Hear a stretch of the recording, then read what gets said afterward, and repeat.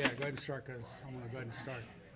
All right, guys, we're going to go ahead and get started here because we've got a lot of stuff on the plate today with a little bit of time here. I want to thank y'all for coming. Hope y'all have enjoyed your Mardi Gras. Hope you didn't party too much. I know I sure as heck didn't. Getting over what everybody else apparently had a couple weeks ago.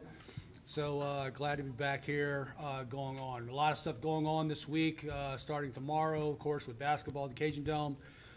5 o'clock with the women's game, Louisiana versus Texas State. Men's game following about 7:15.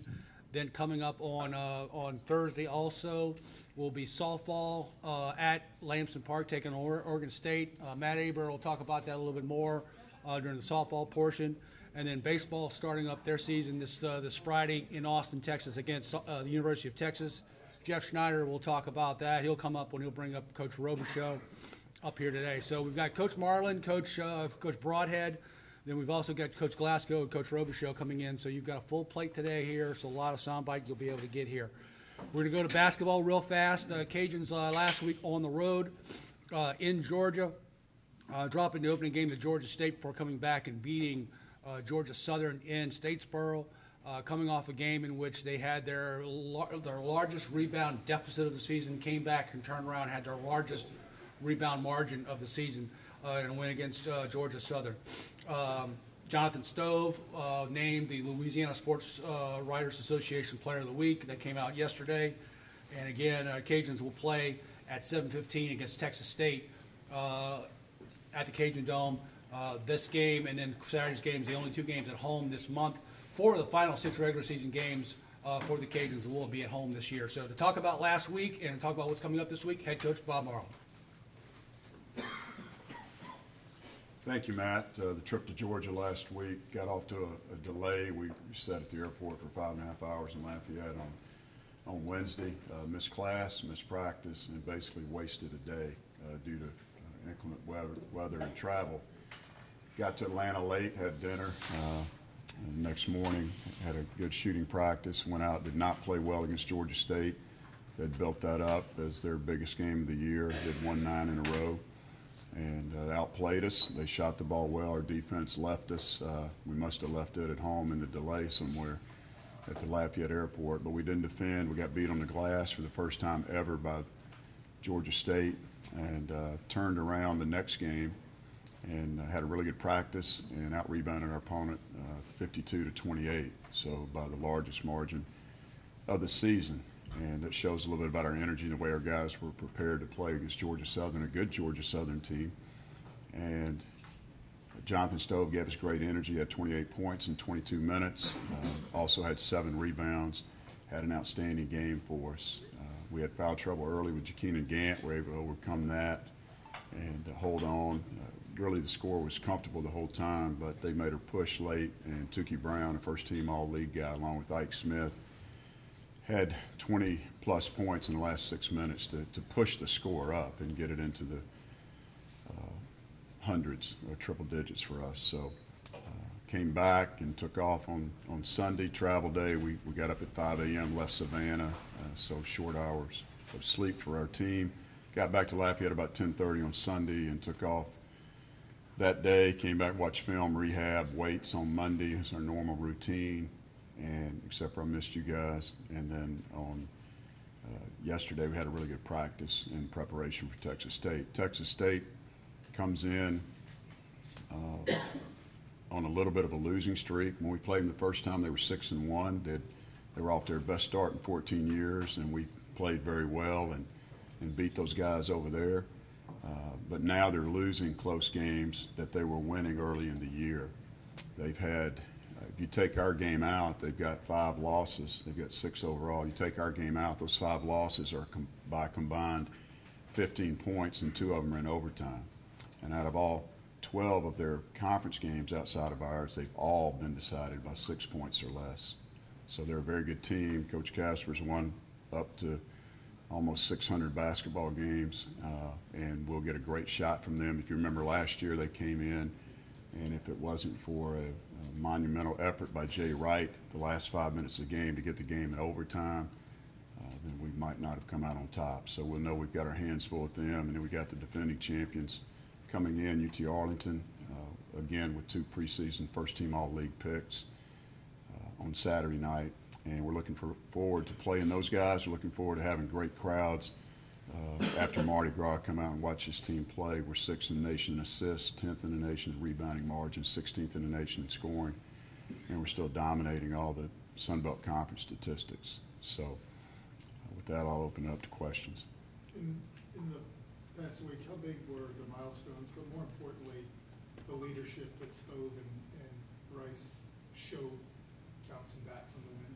Did a great job. They were ready to practice, certainly on Friday. We watched the video of the game Friday morning. We left it in Atlanta, put it in the rearview mirror, and had a great practice at night. And the guys knew. I mean, we fussed at them a little bit during the film session.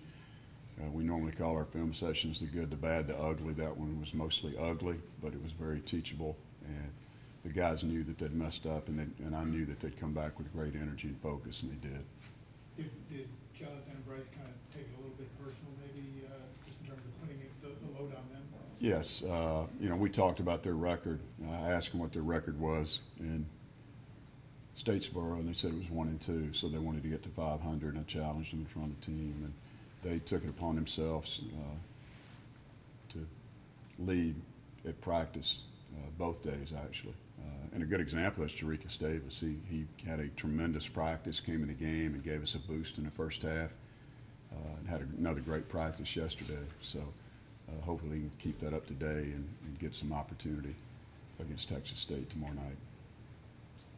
Coach, the defensive issue that you talked about on Thursday, was it more of a X's and O's, kind of just not executing the game plan, or was it intensity not matching their intensity, or what was that? It's probably a little bit of both. The execution part of it was not great. We let Simon split us.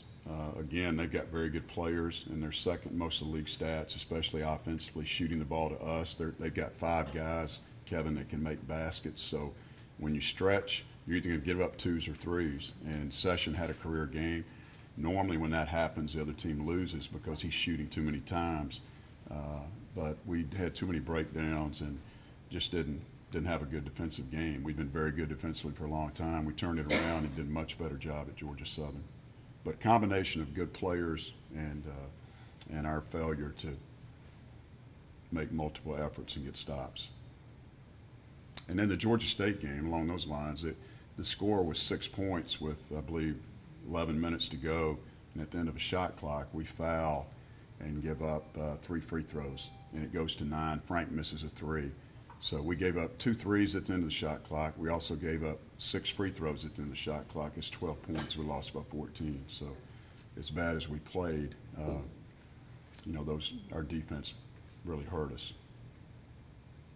Do you have an update on your signing, Julian, with the ACL?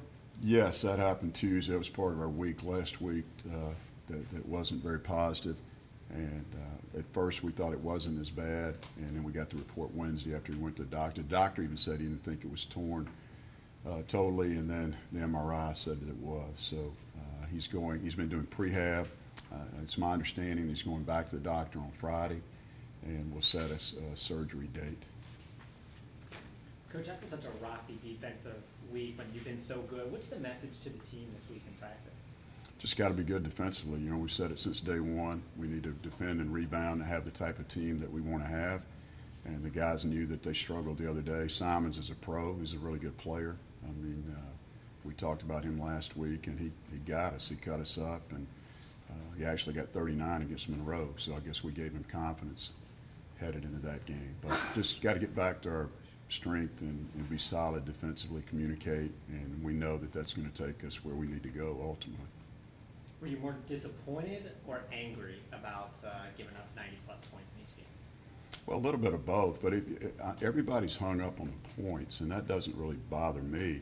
If you look, there were 6 possessions in a row where there were 3-pointers made in this game. It's a pretty exciting college basketball game, and Cedric made all 3 of ours in the first half, but the score was in the 50s at the half, so you know it's going to be triple figures more than likely. And the more possessions there are, the more points are going to be scored. Now, you look at Texas State, this game will not be triple digits, I can assure you, unless it goes 8 overtimes. It will not be triple digits. Coach, how have you seen, you're talking about Cedric, how have you seen him kind of grow over the season? I remember you saying he was struggling a little bit early, you were a little bit frustrated with him, but it seems like he's got some more playing time and he shot the ball really well. I don't think I ever said I was frustrated with him, so don't put words in my mouth there. I love the kid. He's got to get better defensively. He went through some personal issues. He lost his grandmother, a lot of things that you people don't know about, and he struggled a little bit in the Caymans. He came back and has worked really hard and can shoot the basketball. He stays after every day and works on it, and just got to get better defensively. But he's a weapon for us, and he's at a real good place right now. Okay, everybody good? Okay, Thank you.